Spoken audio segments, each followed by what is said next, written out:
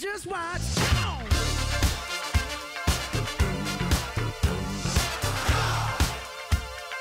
Don't believe me, just watch. Den einen kennt man als Rapper, den anderen als Schauspieler und den dritten als Comedian. Sie sind zwischen 31 und 34 Jahren alt und am 31. März feiert ihr neuer Film Halbe Brüder Weltpremiere hier bei uns in Köln. Am 9. April kommt er dann in die Kinos. Und jetzt sind die drei halben Brüder bei mir. Einmal Teddy, einmal Siggi und Fari. Schön, dass ihr da seid. Hallo. Was geht ab? Siggi, du spielst einen Familienvater mit Hang zum Trickbetrug. Teddy, du den rappenden Afrikaner. Und Fari den Strebsamen.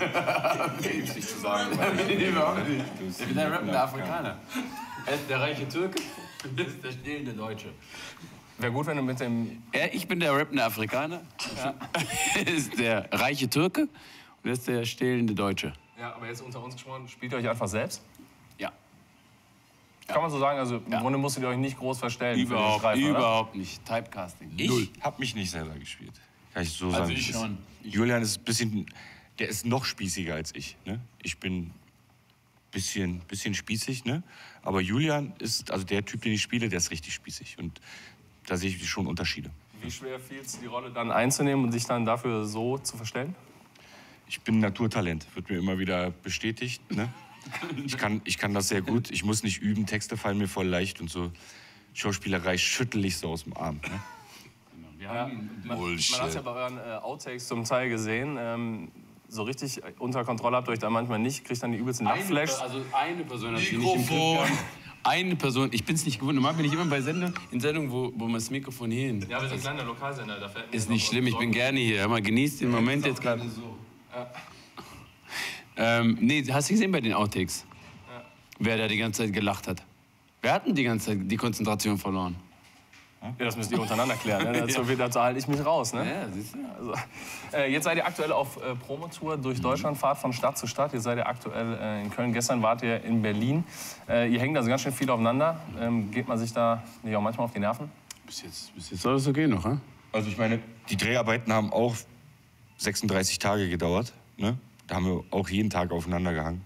Und damit sind wir voll klargekommen. Wir sind uns ans Herz gewachsen gegenseitig. Ne? Ja. Telefonieren auch, wenn wir nicht drehen. Ne?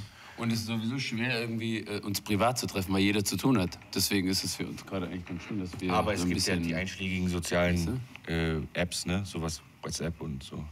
Da könnt ihr beide euch ja schreiben. iMessage. Wie vertreibt ihr euch die Zeit, wenn ihr dann stundenlang mit dem Tourbus durch die Gegend fahrt? Wir versuchen so viele Leute wie möglich zu treffen. Ne? Also wir wollen nicht nur von Stadt zu Stadt fahren.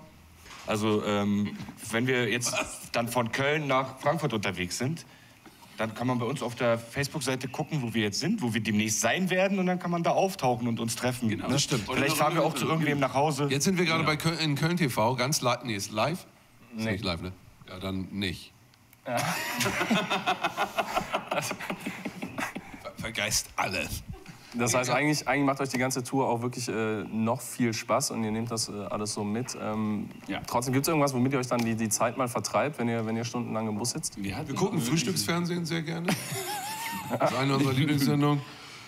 Ansonsten, nee, wir lesen halt so Adorno und Habermas, so im Moment Frankfurt. Also ihr bildet euch dann auch ein bisschen. Ja. Nee, wir hatten noch nicht wirklich, einfach wir blöd, hatten ne? noch gar So nicht wie wirklich jetzt. Zeit, um Machen uns was das anderes lustig. zu machen. Die blöden Leute vom Verleih, ja, die haben uns so blöden Pistolen in den Bus gelegt, mit denen wir uns den ganzen Tag abschießen. Das ist halt doof.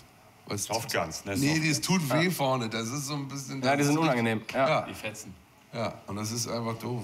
Ja gut, aber macht Hier, trotzdem weißt du, Spaß. Tut denen weh, ne? Softguns. Es heißt schon Softgun. Ne? Tut denen aber immer noch weh. Ne? Die aber heulen guck mal, immer das Ding noch. ist auch, wir beide schießen uns auf die Brust oder so und Siggi ist halt jemand, der schießt hier hin. Weißt du?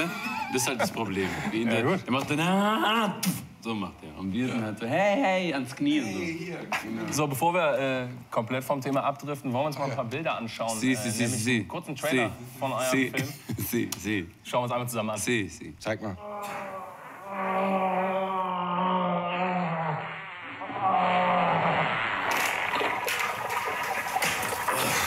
Scheiß Frühlingsrolle. Smoking is not allowed here. Germany, there rules, not the jungle. This is a joint. Ah ja? Für alle drei? Sie drei, ja. Sie drei sind Brüder. Halbbrüder. Sehen wir sowas wie ein Regierungsexperiment? Fehlt da nicht noch ein Chinese und ein Eskimo?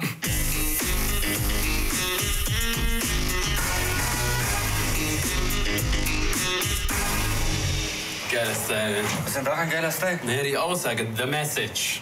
Hip-Hop, Fick Pop, ist doch klar.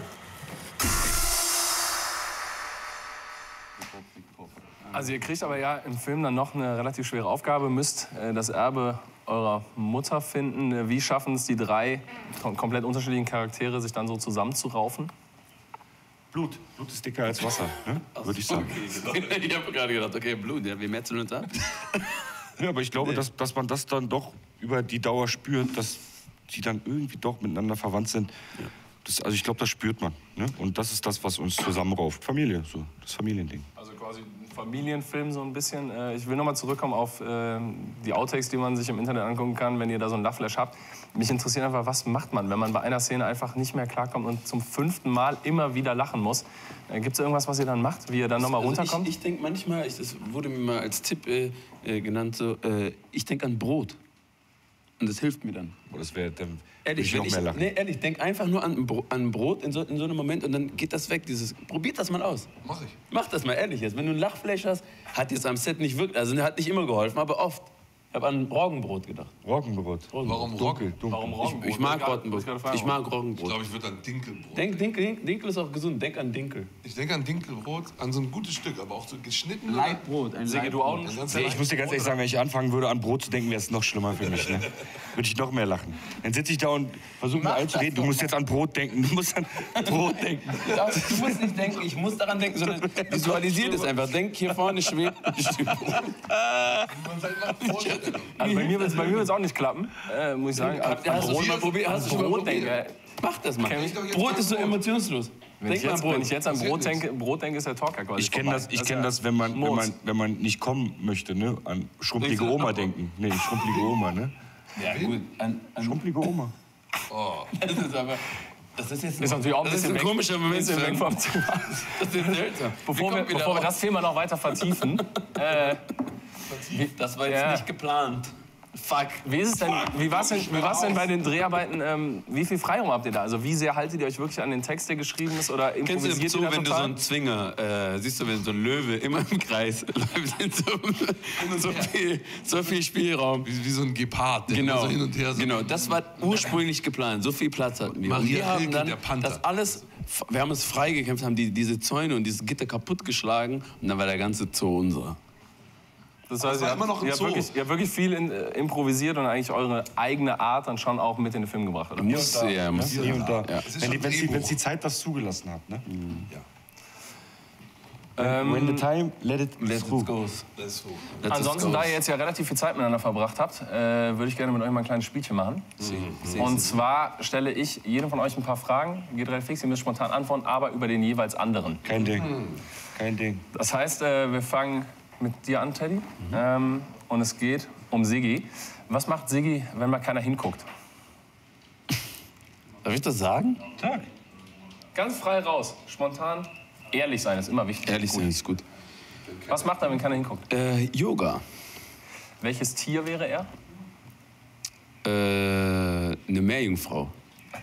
Was ist sein größter Tick? Dass er Reklamhefte innerhalb einer Stunde lesen muss. Und ohne was kann er nicht leben?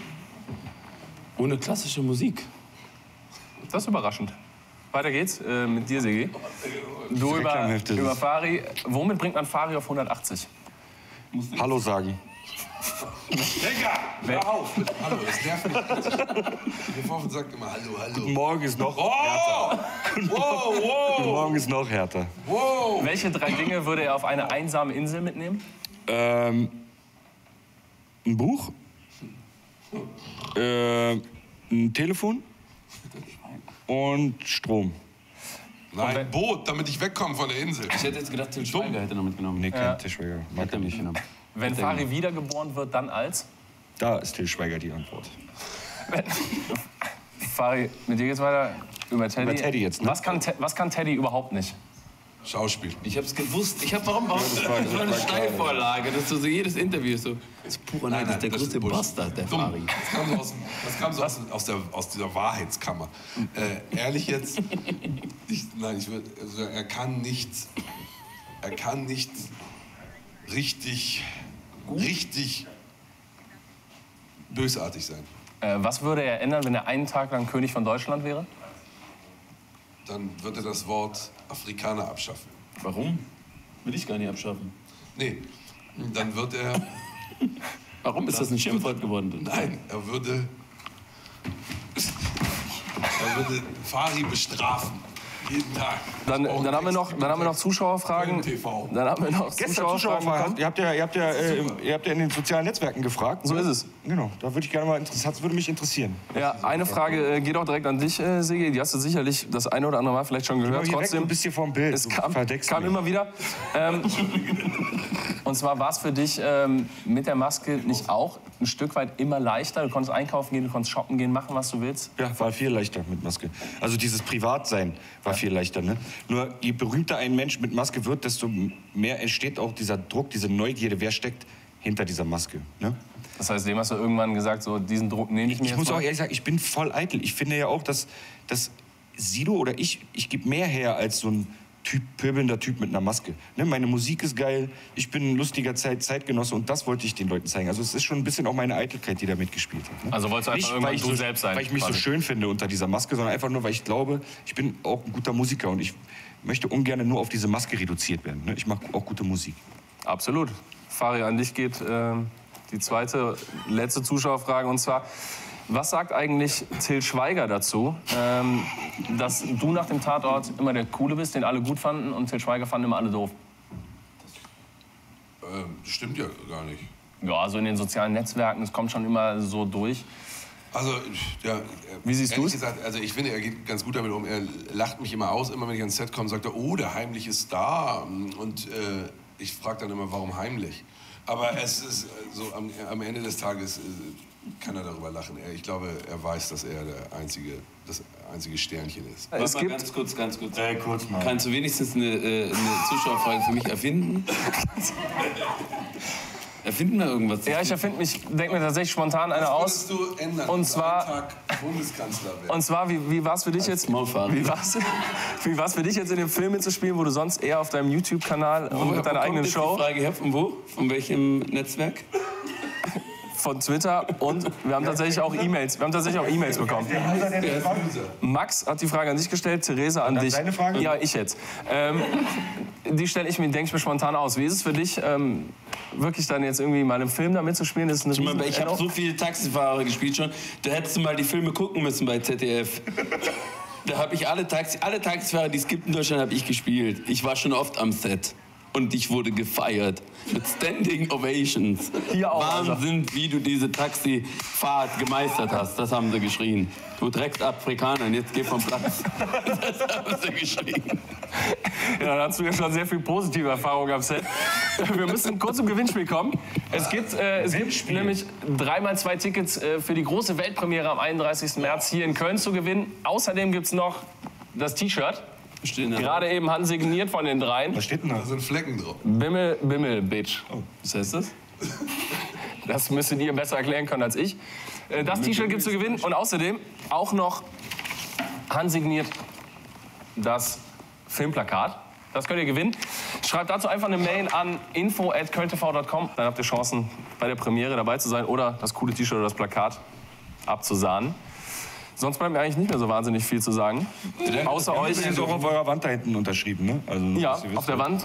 Habt ihr natürlich auch. Jetzt auch drauf da auf der Wand. Selbstverständlich. Hat sie extrem aufgewertet. Den Stolpersteinen und so weiter. Ja, euch viel Erfolg für die Premiere. Ja. Viel Spaß dabei. Und danke, dass ihr da wart. Danke, war wirklich cool. Danke. War sehr gut.